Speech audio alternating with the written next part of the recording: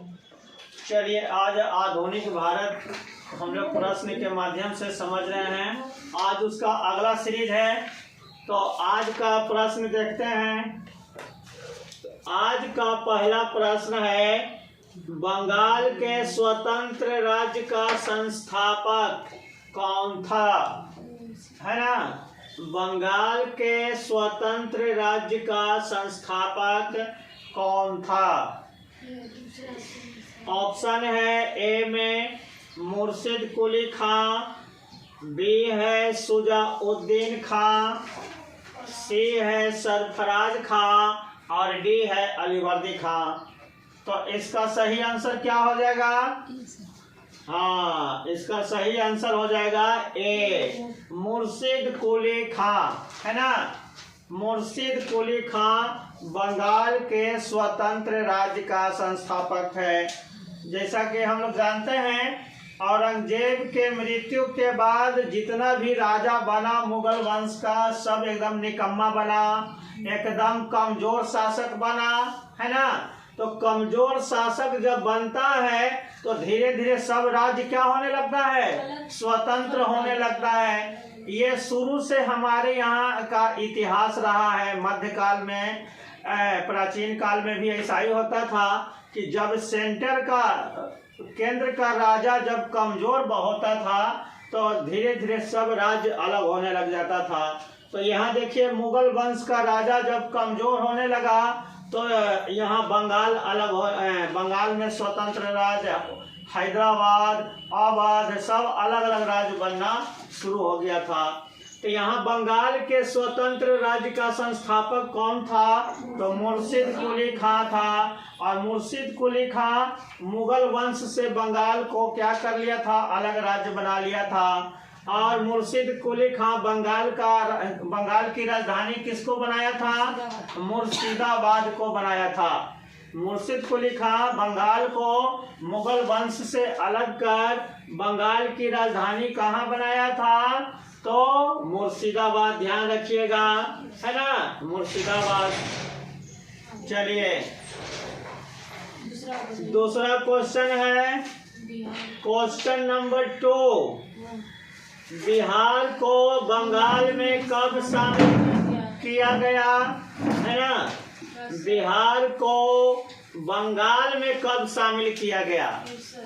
तो देखिए, ऑप्शन देखिए, ए में है 1727 ईस्वी, बी में है 1733 ईस्वी, सी है 1740 ईस्वी और डी है 1730 ईस्वी।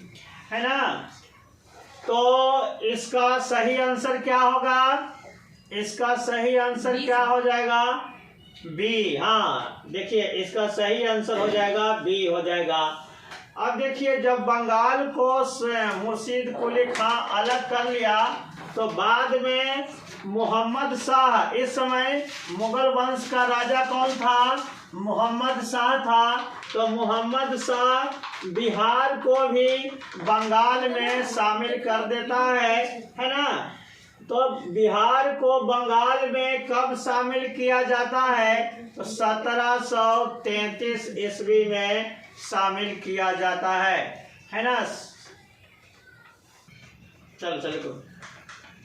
चलिए, तो दो का सही आंसर क्या हो जाएगा? 1733। है ना।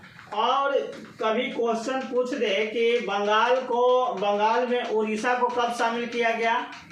उड़ीसा को कब शामिल किया गया था? नहीं, कब शामिल किया गया? 1719 ईस्वी। 1719 ईस्वी, यानी बंगाल में ही बिहार को भी शामिल कर दिया गया। अब बंगाल में ही उड़ीसा को भी शामिल कर दिया गया था। है ना। चलिए आगे, अब 3 नंबर क्वेश्चन को देखते हैं। 3 नंबर में है, अलीवर्दी खां गारिया के युद्ध में किसकी हत्या कर बंगाल का शासक बना था? है ना, अलीवर्दी खां गारिया के युद्ध में किसकी हत्या कर बंगाल का शासक बना था? तो ये यहाँ ऑप्शन है, ए है शुजाउद्दीन, बी है मुर्शिद कुली खां, सी है सरफराज खां और डी है उपर्युक्त में कोई नहीं, है ना। तो यहाँ सही आंसर क्या हो जाएगा? सी हो जाएगा, है ना। सही आंसर सी, सरफराज खां, इसका सही आंसर हो जाएगा सी। चलिए इसको समझिए क्या हुआ था।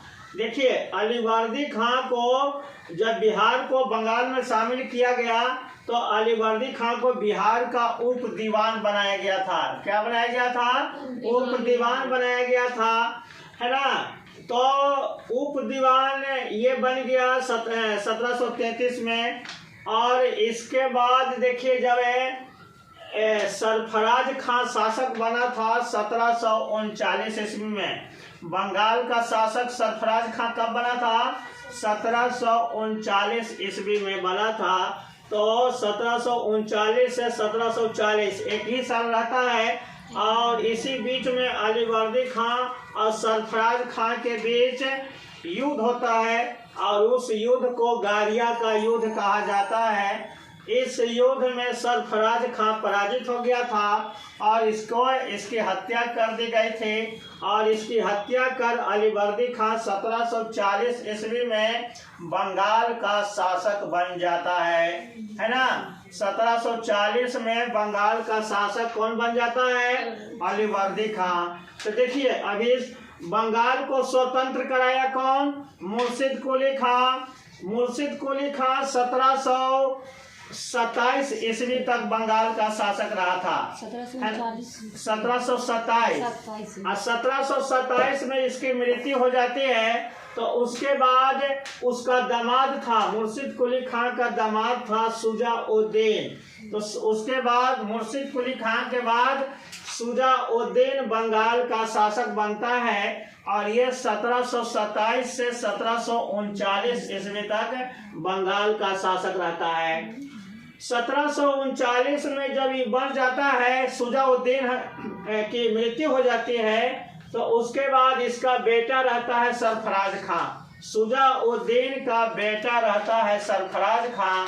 तो उसी को बंगाल का शासक बनाया जाता है। लेकिन इसे भी 1740 में अलीवर्दी खां मार देता है। और इसके बाद कौन बंगाल का शासक बन गया? अलीवर्दी खां। तो अलीवर्दी खां 1740 से लेके 1756 ईस्वी तक बंगाल का शासक रहता है ना। 1740 से 1756 ईस्वी। तो चलिए बंगाल वाला पूरा कंसेप्ट क्लियर हो रहा है कि नहीं हो रहा है? हो रहा है। अगला क्वेश्चन है 4 में कहा जा रहा है कि अलीवर्दी खां ने अपनी किस बेटी के पुत्र को अपना उत्तराधिकारी बनाया था? अब से अलीवर्दी खां के बाद बंगाल का भी कोई ना कोई तो शासक बनेगा ना। तो अलीवर्दी खां का अपना कोई बेटा नहीं था। इसका अपना बेटा नहीं था। इसका केवल 3 पुत्रियां थी, बेटी थी, है ना। 3 पुत्रियां थी। बड़ी बेटी का नाम था घसीटी बेगम और जिसका शादी हुआ था ढाका के नवाब से। दूसरी बेटी का विवाह हुआ था पूर्णिया के नवाब से। और उसका एक बेटा था शौकत जंग।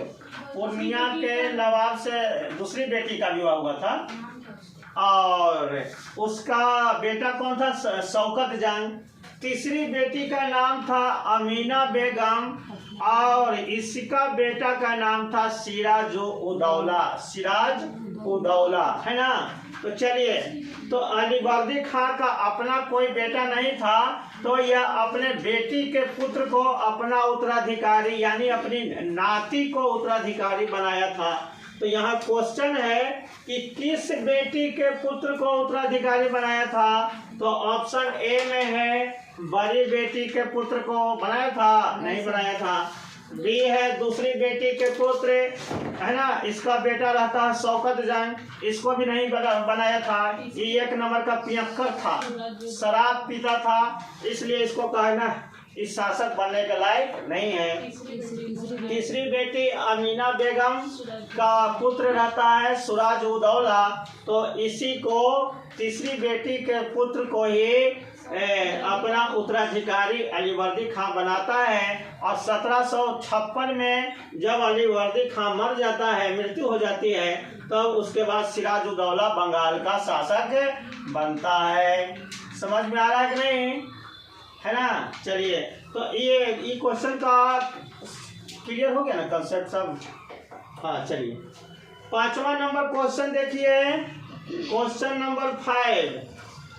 अलीवर्दी खां अंग्रेजों की तुलना किससे किया था, है ना, किससे किया था।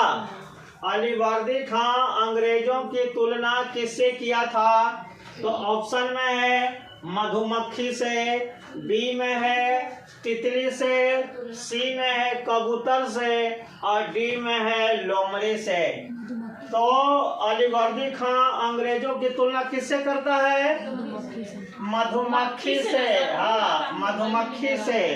अलीवर्दी खां का या तो यहाँ सही आंसर क्या हो जाएगा, मधुमक्खी, है ना। अलीवर्दी खां का कहना था कि अंग्रेज जो है मधुमक्खी के समान है, यदि उसको छेड़ोगे तो काट काट कर मार देगा, और यदि उसको नहीं छेड़ोगे तो वो क्या देगा, शहद देगा, है ना।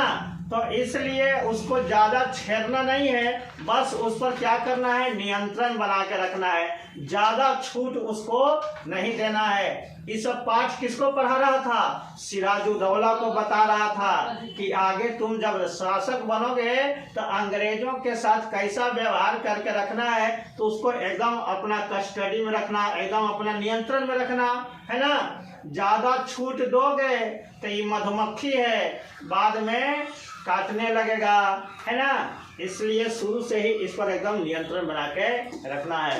तो अलीवर्दी खां अंग्रेज फ्रांसीसी दोनों को एकदम अपना नियंत्रण रखा था, किलाबंदी के अपने क्षेत्र में नहीं करने दिया था, है ना। लेकिन सिराजुद्दौला आता है तो अंग्रेज इसका बात सुनता ही नहीं है, देखा कि क्या करेगा, ये तो बच्चा है, क्या करेगा, है ना। चलिए, तो ये इस क्वेश्चन का सही आंसर क्या हो जाएगा, मधुमक्खी हो जाएगा। तो आज का 5 क्वेश्चन क्लियर हो गया।